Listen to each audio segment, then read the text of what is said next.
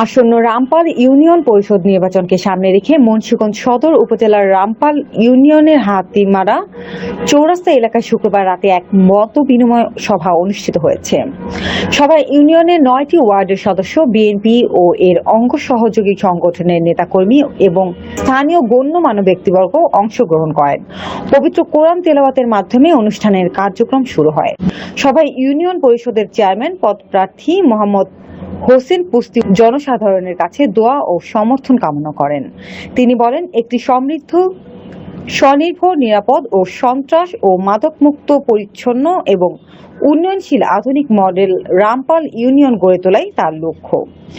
তিনি আরো বলেন, নির্বাচিত হলে স্থানীয় অবকাঠামো উন্নয়ন, শিক্ষা ও স্বাস্থ্যসেবার সম্প্রসারণ, সামাজিক ও সাংস্কৃতিক কর্মকাণ্ডের বিকাশ, কৃষক, শ্রমিক ও অসহায় মানুষের সহায়তা, ডিজিটাল সেবা সম্প্রসারণ, নারীর ক্ষমতায়ন এবং চাঁদাবাজি ও মাদক মুক্ত সমাজ প্রতিষ্ঠায় কাজ করবেন।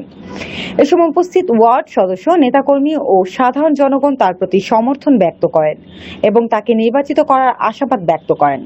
সভায় প্রধান অতিথি হিসেবে উপস্থিত ছিলেন রামপাল ইউনিয়নের সাবেক চেয়ারম্যান মোশাররফ হোসেন পুস্তি। এছাড়াও এলাকার গণ্যমান্য ব্যক্তিবর্গ ও বিভিন্ন রাজনৈতিক ও সামাজিক সংগঠনের নেতাকর্মীরা উপস্থিত ছিলেন।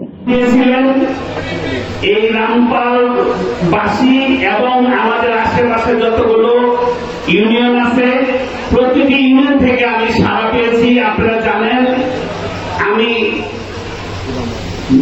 নির্বাচিত না হতে পারলেও আমি আপনাদের দোয়া পেয়েছি।